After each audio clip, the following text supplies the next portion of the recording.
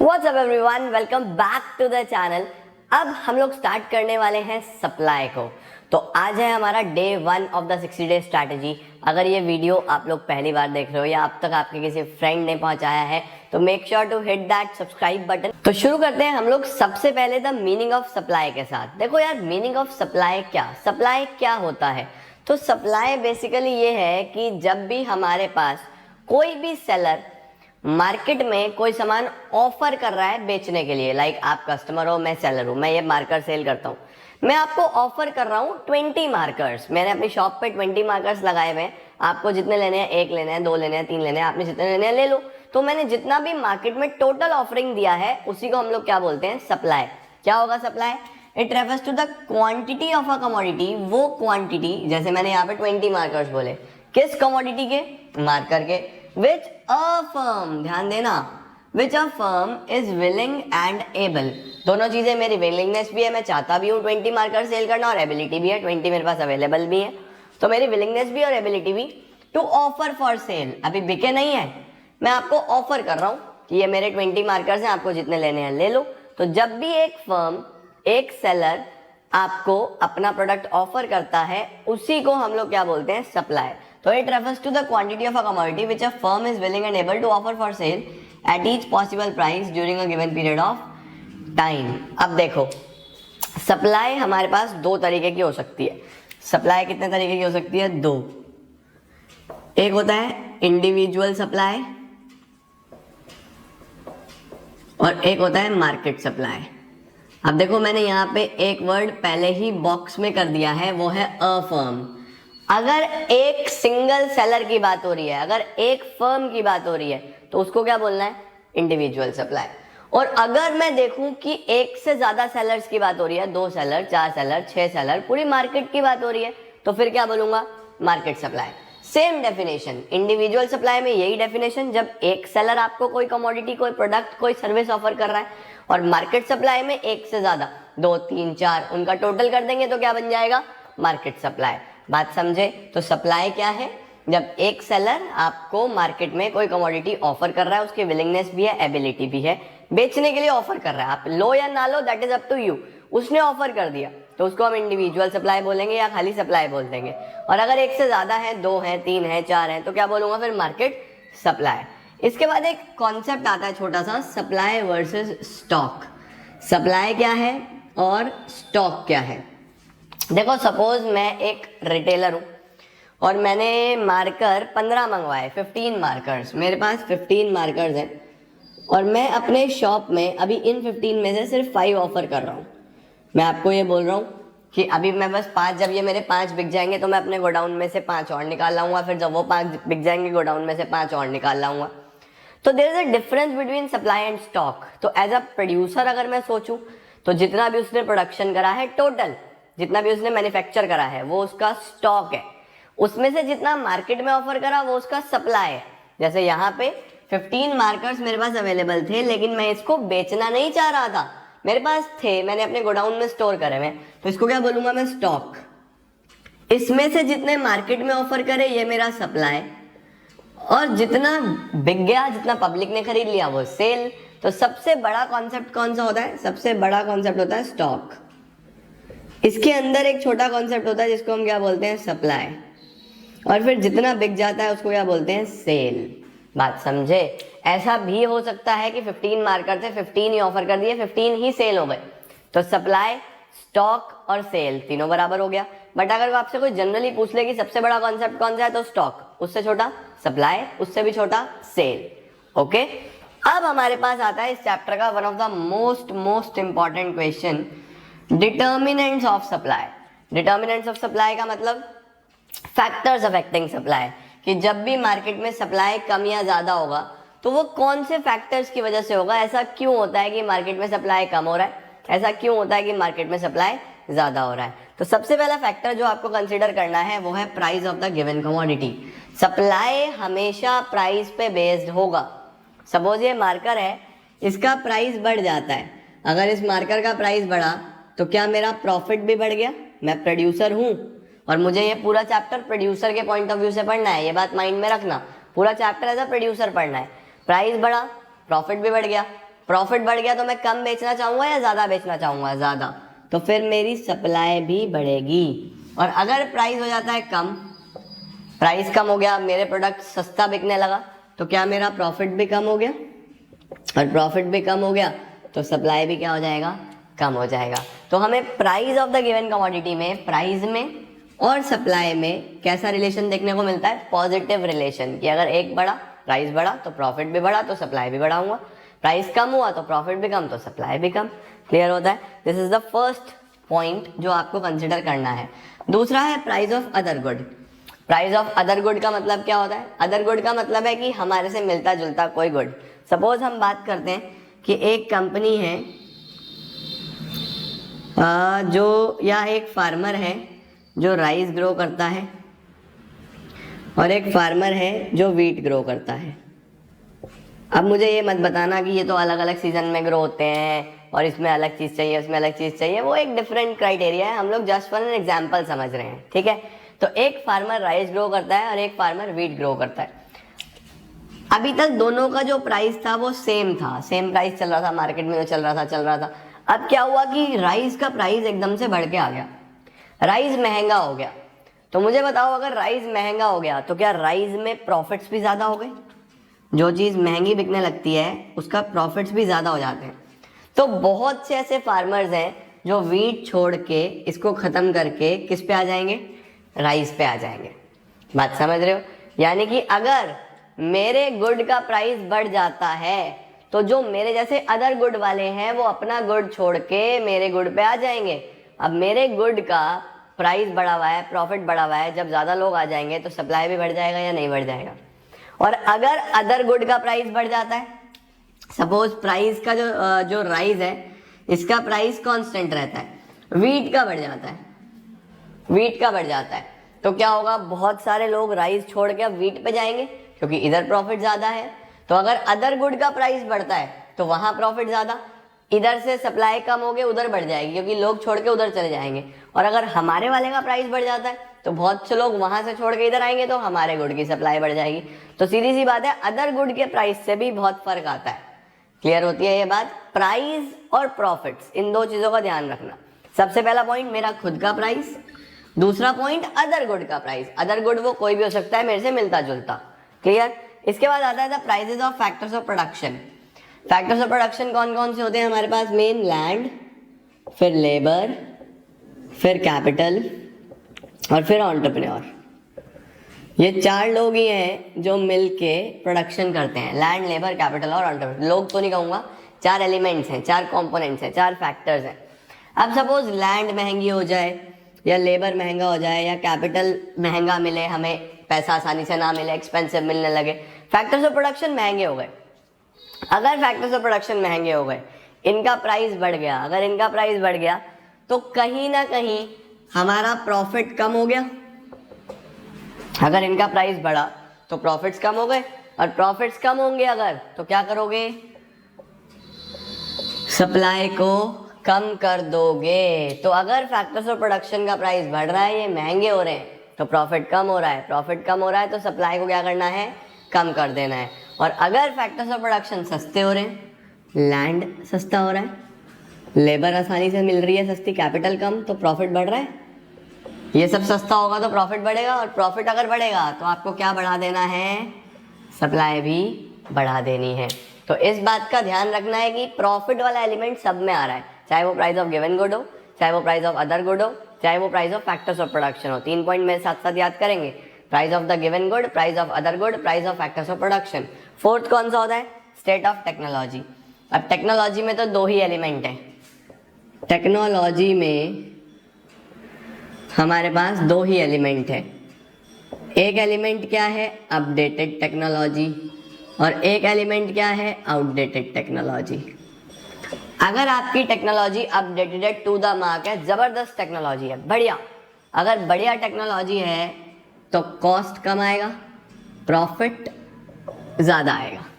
अगर टेक्नोलॉजी अच्छी है तो खर्चा कम आएगा ना, बढ़िया टेक्नोलॉजी से खर्चा कम आता है, और कॉस्ट कम आएगा तो प्रॉफिट ज़्यादा होगा। ज़्यादा पैसा कमाऊंगा तो क्या बढ़ाओगे, सप्लाई भी बढ़ा दोगे।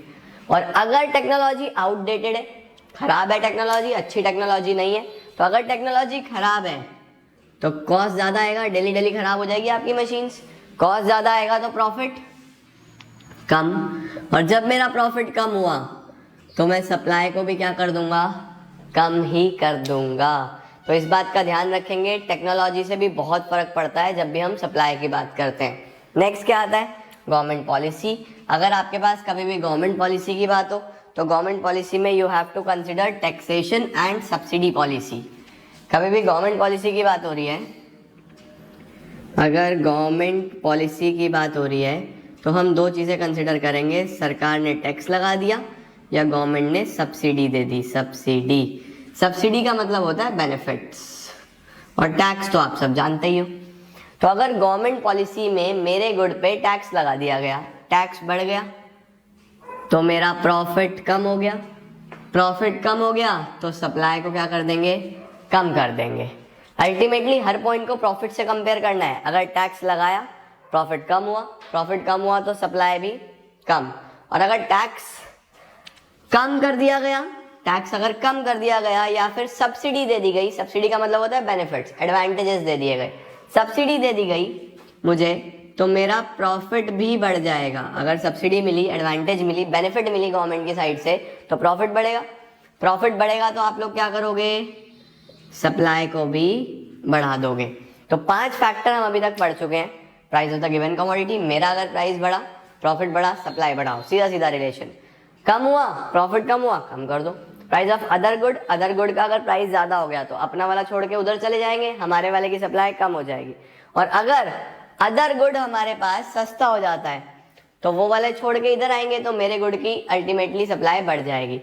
फैक्टर्स ऑफ प्रोडक्शन, अगर सस्ते हुए तो प्रॉफिट ज्यादा मिलेगा तो सप्लाई ज्यादा, महंगे हुए तो प्रॉफिट कम होगा तो सप्लाई कम। उसके बाद टेक्नोलॉजी, टेक्नोलॉजी तो आपने लिखा ही है, अच्छी अगर टेक्नोलॉजी है तो प्रॉफिट ज्यादा होता है ऑब्वियसली, तो सप्लाई भी ज्यादा। टेक्नोलॉजी खराब है तो प्रॉफिट कम तो सप्लाई भी कम। उसके बाद गवर्नमेंट की क्या पॉलिसी है, टैक्सेशन और सब्सिडी हमने कंसिडर कर लिया, ये हो जाता है। इसके बाद आता था ऑब्जेक्टिव्स ऑफ द फर्म। आपका क्या ऑब्जेक्टिव है,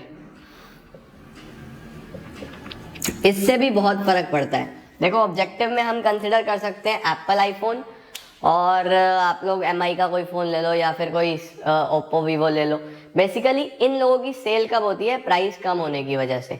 और आईफोन का ऑब्जेक्टिव प्राइस का है ही नहीं, उसका जो टारगेट बेस ऑफ कस्टमर्स है वो अलग है। वो ज़्यादा प्राइस पे भी ज़्यादा सप्लाई करता है, समझ रहे हो, कि महंगा होने के बावजूद भी ज़्यादा से ज़्यादा फ़ोन बेचने की कोशिश करता है। तो उनका जो ऑब्जेक्टिव है वो प्रॉफिट मैक्सिमाइजेशन है, कि हमें ज़्यादा से ज़्यादा प्रॉफिट कमाना है, प्रॉफिट मैक्सिमाइजेशन।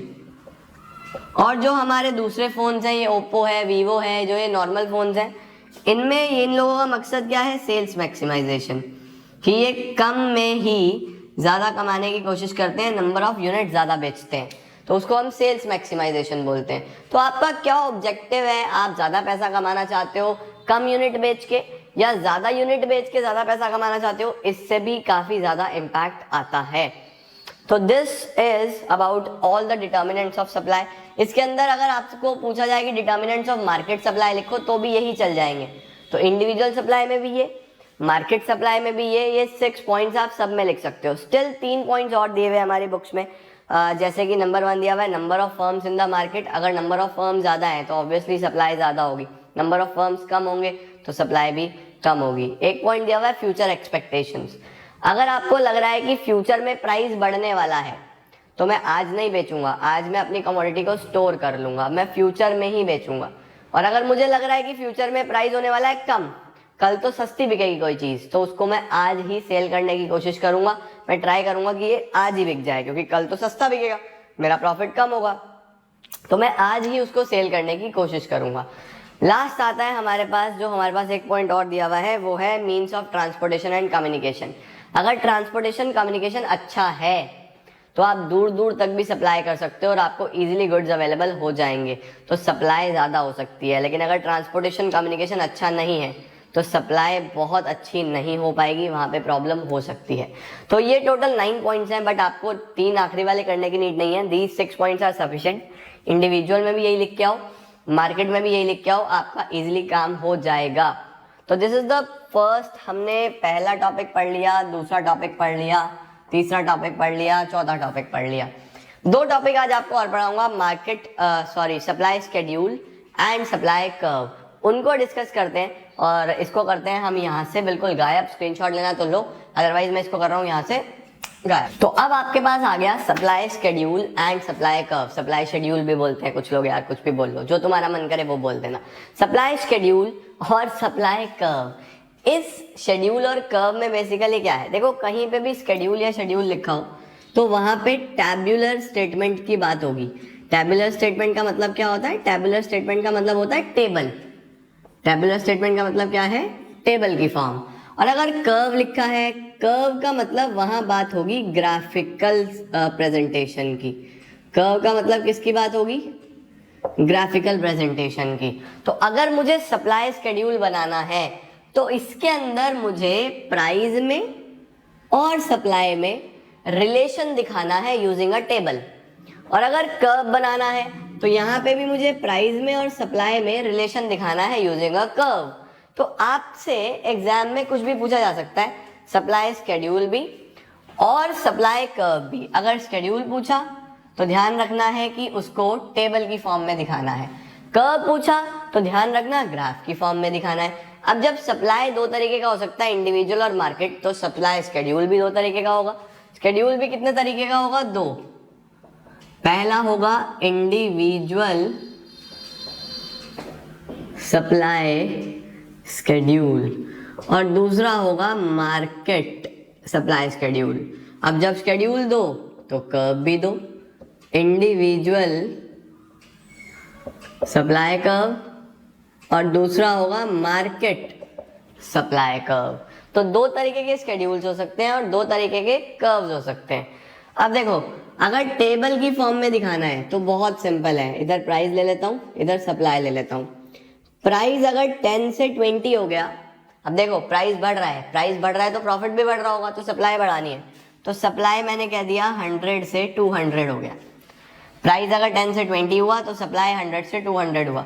क्या हमने एक टेबल की फॉर्म में प्राइस और सप्लाई का रिलेशन दिखा दिया?